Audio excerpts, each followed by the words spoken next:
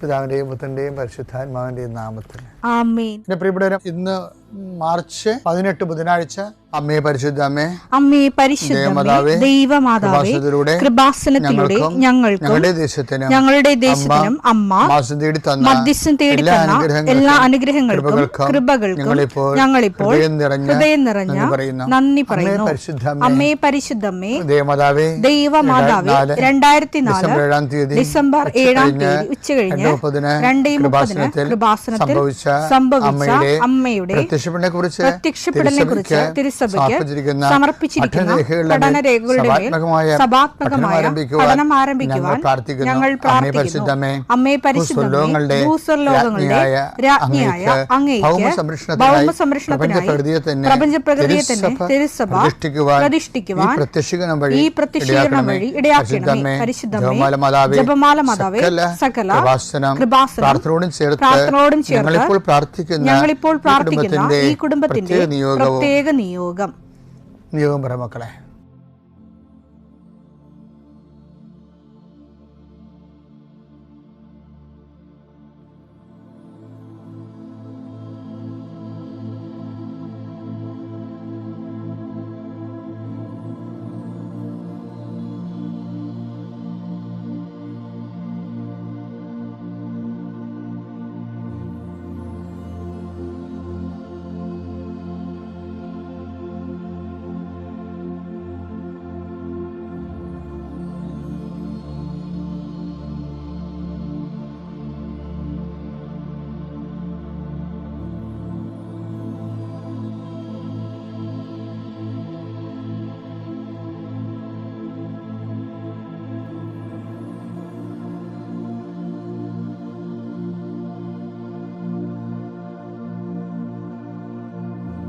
അമ്മയുടെ പ്രത്യക്ഷീകരണത്തിന്റെ ഈ അനുഗ്രഹവേളയിൽ ഞങ്ങൾക്ക് സാധിച്ചു തരുവാൻ കനിയണമേ. ആമേൻ. വിശ്വാസ പ്രമാണം.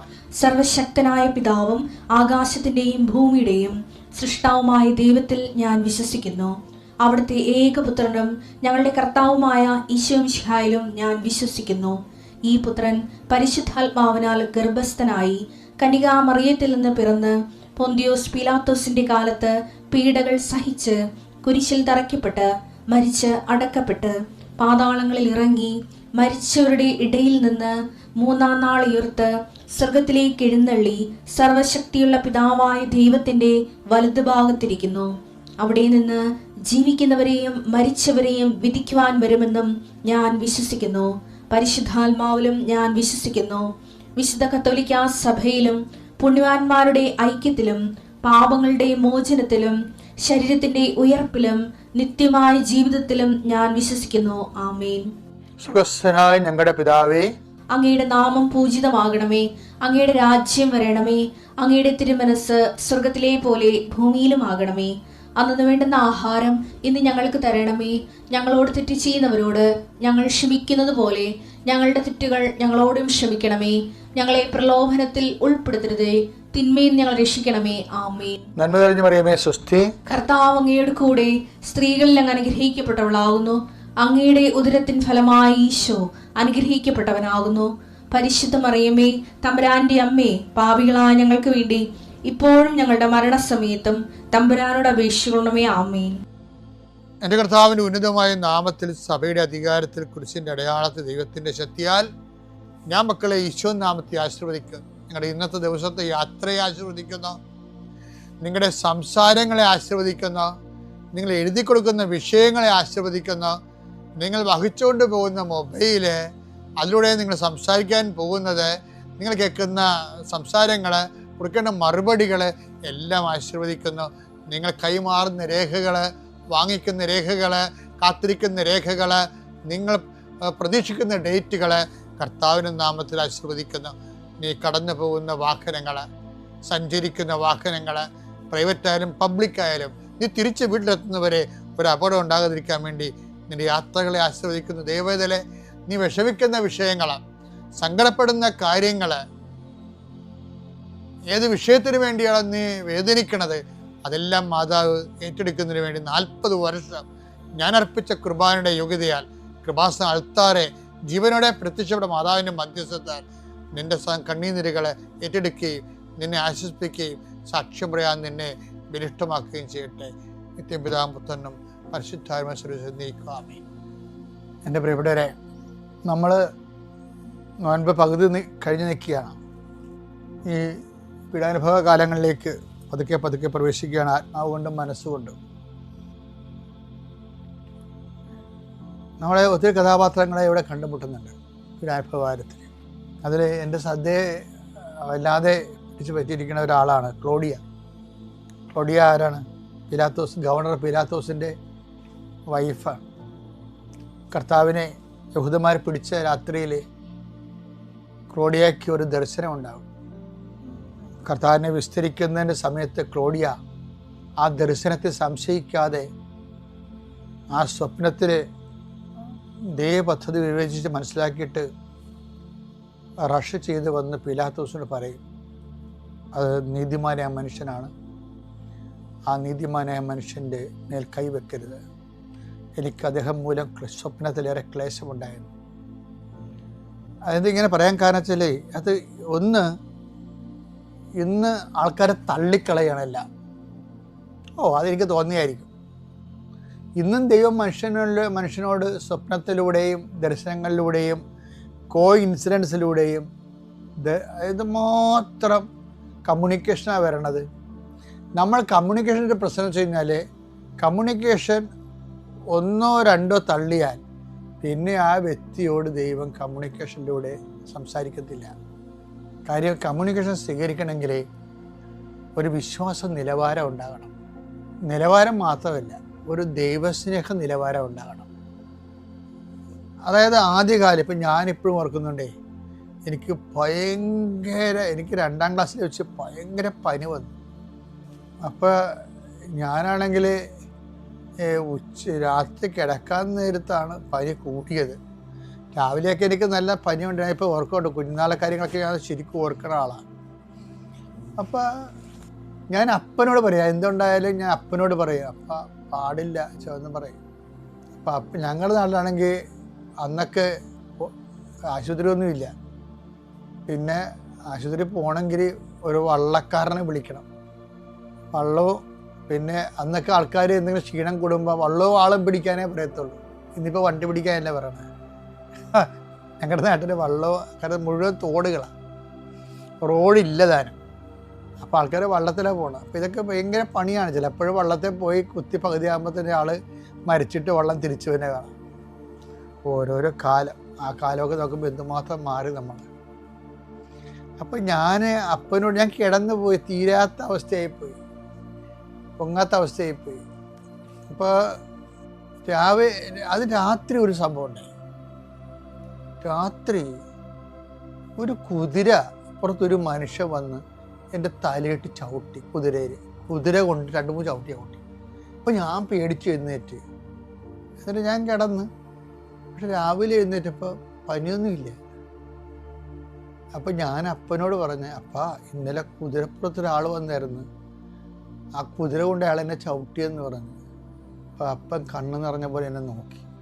എന്താ കാര്യം വെച്ചാൽ ഞങ്ങളുടെ ഫൊറോണ പള്ളി മനക്കുടം പള്ളിയാണ്. അവിടെയാണ് ഏറ്റവും വലിയ ആൾക്കാരൊക്കെ പോണ തീർത്ഥാടനം പോലെ. അത് പുരാതനമായ പള്ളിയാണ്, 9ാം നൂറ്റാണ്ടിലുള്ള പള്ളിയാണ്. അത് ഫൊറോണ പള്ളിയാണ്. അപ്പോൾ ആൾക്കാർക്ക് അതിനോടൊരു അറ്റാച്ച്മെൻ്റ് ഉണ്ട്. അപ്പോൾ അതിന് മനക്കുടം എന്ന പേര്. ഞാൻ അവിടെയാണ് ആദ്യം വികാരിയായിട്ടിരുന്നത്, അസിസ്റ്റൻ്റായിട്ടും പിന്നെ വികാരിയായിട്ടിരുന്നത്. അപ്പോൾ ആ പള്ളിയിൽ പുണ്യാളനുള്ളത് ഗീവരസ് പുണ്യാളനാണ്. അപ്പം അപ്പൻ എന്തെങ്കിലും പ്രശ്നം ഉണ്ടെങ്കിൽ അക്കാലങ്ങളിലൊക്കെ ഏറ്റവും അടുത്തത് അതാണ്. അതുകൊണ്ട് അപ്പം പറഞ്ഞു, പുണ്യാള കൊച്ചിന് അസുഖമാണ്, ഞാനെവിടെ പോകാനാണ്. അപ്പം ഞാനെവിടെ പോകാനാണ് ചോദിച്ചതിനാണ് പുണ്യാളൻ ഇങ്ങോട്ട് വന്നത്. ഇങ്ങനെ ജീവിച്ച ഒരു തലമുറ ഉണ്ടായിരുന്നു നമുക്ക്. ഇന്ന് ആ തലമുറ കാലഹരണപ്പെട്ടു പോയി. ഇന്ന് പുണ്യാളം വന്ന് ചവിട്ടിയാൽ പിള്ളേർ പറയത്തില്ല. അതിന് വിശ്വാസം ഉണ്ടാകണം, അതിനൊരു വിശ്വാസം ഉണ്ടാകണം. ആ പുണ്യാളിൻ്റെ അടുത്ത് പറയണമെങ്കിലും ഒരു വിശ്വാസം ഉണ്ടാകണം. അത് വളരെ പ്രാക്ടിക്കൽ ഫെയ്ത്താണ്. ഇന്നിപ്പോൾ പഠനമൊക്കെ കയറിയപ്പോൾ ദൈവം അങ്ങനെ ചെയ്യുമോ, പിന്നെ ഓരോരുത്തരെയും തലക്ക് നിന്ന് ചവിട്ടാൻ പോകുകയല്ലേ, ഇതൊക്കെ ചുമ്മാ തോന്നിയതാണെന്നൊക്കെ പറയും. അങ്ങനെ പറയണത് നല്ലതാണ്. എന്താ വെച്ച് കഴിഞ്ഞാൽ അത്രയും ആൾക്കാരെ ദൈവത്തിന് മാറ്റാറില്ല. പിന്നെ അതായത് ഹൃദയശുദ്ധി ഉള്ളവർ ദൈവത്തെ കാണുമെന്നേ പറയണം. അതുകൊണ്ട് എനിക്ക് പറയണത് അവഗണിക്കരുത് ദൈവിക കാര്യം. ക്ലോഡിയ അതിൻ്റെ അകത്ത് ഏറ്റവും ബെസ്റ്റ് ആളാണ്. മത്തായി 27:19 മാത്രമല്ല അവൻ ന്യായാസനത്തിൽ ഉപവിഷ്ടനായിരിക്കുമ്പോൾ പിലാത്തോസ് ന്യായാസനത്തിൽ ഉപവിഷ്ടനായിരിക്കുമ്പോൾ അവന്റെ ഭാര്യ അവന്റെ അടുത്തേക്ക് ആളയച്ചറിയിച്ചു. ആ നീതിമാന്റെ കാര്യത്തിൽ ഇടപെടരുത്. അവൻ മൂലം സ്വപ്നത്തിൽ ഞാൻ ഇന്ന് വളരെയേറെ ക്ലേശിച്ചു. അപ്പൊ ക്ലോഡിയ സ്വപ്നം വിശ്വസിച്ചു, പക്ഷെ പീലാത്തോസും വിശ്വസിച്ചു. പക്ഷെ അധികാരം ആക്രാന്തവും കാരണം അദ്ദേഹം ഒരു വല്ലാത്ത അവസ്ഥയിലായി പോയി. അതുകൊണ്ട് എന്ത് ചെയ്ത്, ക്ലോഡിയ പറഞ്ഞ വാക്കുകൾ കേട്ടു, ജനം പറഞ്ഞ വാക്കുകൾ കേട്ടു, രണ്ടും കേട്ടു. ജനം പറഞ്ഞ വാക്ക് കേട്ടുകൊണ്ട് പുള്ളി കസേര ഉറപ്പിച്ചു. അല്ലെങ്കിൽ ജനം പോയി റിപ്പോർട്ട് ചെയ്യും സീസറിൻ്റെ അടുത്ത്. സീസറിൻ്റെ ഗവർണറല്ല ഇയാൾ. ജനം ഇയാൾക്കെതിരാണെന്ന് കണ്ടു കഴിഞ്ഞാൽ അപ്പം തന്നെ സീസർ ഇയാളെ മാറ്റിയിട്ട് വേറെ ആളെ വെക്കും. അതുകൊണ്ട് സീസറിനെ അയാൾ കേൾക്കേണ്ടി വരും. ജനത്തിനെ അയാൾ കേട്ടു, ക്ലോഡിയനെ അയാൾ കേട്ടു. എന്താ അതുകൊണ്ടാണ് അയാൾ കൈ കഴുകണത്. പിലാത്തോസ് കൈ കഴുകാൻ കാര്യം എന്താ? ക്ലോഡിയ പറഞ്ഞിട്ടാണ്. ഈ മനുഷ്യൻ നീതിമാനാണെന്ന് പറഞ്ഞു. അതാണ് അയാൾ പറഞ്ഞത്, ഈ നീതിമാൻ്റെ രക്തത്തിൽ എനിക്ക് പങ്കില്ല. മത്തായി 27:24 അവനെ ക്രൂശിക്കുക. ബഹളം വർദ്ധിക്കുന്നതല്ലാതെ പ്രയോജനമൊന്നും ഉണ്ടാവുന്നില്ലെന്ന് മനസ്സിലാക്കിയ പീലാത്തോസ് വെള്ളമെടുത്ത് ജനങ്ങളുടെ മുമ്പിൽ വെച്ച് കൈ കഴുകിക്കൊണ്ട് പറഞ്ഞു, ഈ നീതിമാന്റെ രക്തത്തിൽ എനിക്ക് പങ്കില്ല, അത് നിങ്ങളുടെ കാര്യമാണ്. അതാണ് വിഷയം. ഈ നീതിമാൻ എന്ന് പറഞ്ഞത് ആരാണ്? ക്ലോഡിയയാണ് പറഞ്ഞത്. അപ്പം ക്ലോഡിയ പറഞ്ഞത് ആരും വിശ്വസിച്ചതല്ല എൻ്റെ അർത്ഥം. ക്ലോഡിയയുടെ സ്വപ്നത്തെ ക്ലോഡിയ വിശ്വസിച്ചു. ക്ലോഡിയ പറഞ്ഞത് പിലാത്തോസ് വിശ്വസിച്ചു. പക്ഷെ വിശ്വസിച്ചെങ്കിൽ ഒരു കുഴപ്പമുണ്ടെന്ന് വെച്ച് കഴിഞ്ഞാൽ ചിലരുടെ വിശ്വാസം അവർക്ക് പ്രയോജനപ്പെടത്തില്ല. എന്താ കാര്യം? വിശ്വാസം പ്രയോജനപ്പെടണമെങ്കിൽ അത് പ്രവർത്തികളിലൂടെ പറ്റത്തുള്ളൂ. അതുകൊണ്ടാണ് ഹെബ്രായർ പറയണത്, ഹെബ്രായർ 4:2 അവർക്കെന്നതുപോലെ തന്നെയാണ് നമുക്കും സുവിശേഷം ലഭിച്ചത്. എന്നാൽ അവർ കേട്ട വചനം പിലാത്തോസ് കേട്ട വചനം അവർക്ക് പ്രയോജനപ്പെട്ടില്ല. കാരണം അവർ അത് വിശ്വസിച്ചില്ല. വിശ്വസിച്ചു എന്ന് പറഞ്ഞാലേ, വിശ്വസിക്കണം എന്നുണ്ടെങ്കിൽ പ്രവർത്തികൾ വേണം. കസേര പോകാതിരിക്കാൻ വേണ്ടിയാണ് അയാള്, അതായത് കസേര പോകാതിരിക്കാൻ വേണ്ടി അദ്ദേഹം കർത്താവിനെ അവർക്ക് ഏൽപ്പിച്ചു കൊടുത്തു. വിശ്വസിച്ചു, പക്ഷെ പ്രവർത്തിച്ചത് മറിച്ചായിപ്പോയി. ഇത് വല്ലാത്തൊരു പ്രതിസന്ധിയാണ്. എല്ലാവർക്കും ഉണ്ടാൻ പറ്റുന്ന സംഭവമാണ്. എല്ലാവരും വിശ്വസിക്കും, പക്ഷേ പ്രവർത്തികൾ മറിച്ചായിപ്പോയി. ഇത് നമ്മൾ ആത്മശോധന ചെയ്യേണ്ടതാണ്. കാര്യം ഇതിനുള്ള മാർഗത്തിലേ ഉള്ളൂ. ഞങ്ങളെ പ്രലോഭനത്തിൽ ഉൾപ്പെടുത്തരുത് എന്ന് ഈശോ പറഞ്ഞില്ലേ? ഇങ്ങനൊരു സിറ്റുവേഷനിൽ ചെന്ന് ചാടാതിരിക്കാൻ വേണ്ടി, പ്രൊട്ടക്ഷന് വേണ്ടി പ്രാർത്ഥിക്കണം. അതാണ് പറ്റുന്നത്. ഈ പിലാത്തോസ് ഇങ്ങനൊരു അവസ്ഥ ചെന്ന് ചാടിയതുകൊണ്ടല്ലേ അദ്ദേഹത്തിന് അവസാനം പിലാത്തോസ് ആത്മഹത്യയാണ് ചെയ്യണത്. പിലാത്തോസ് ചരിത്രം അവസാനിക്കുന്നത് ആത്മഹത്യ ചെയ്യുന്നു എന്നാണ്. സങ്കടകരമായൊരു അവസ്ഥയാണത്. അയാളുടെ മനസ്സിൻ്റെ ഉള്ളിൽ നന്മകൾ ഉണ്ടായിരുന്ന മനുഷ്യനാണ്, പക്ഷേ ആത്മഹത്യ ചെയ്യേണ്ടി വന്നു. പ്രൊട്ടക്ഷൻ പോയി, സംരക്ഷണം പോയി. Note the point.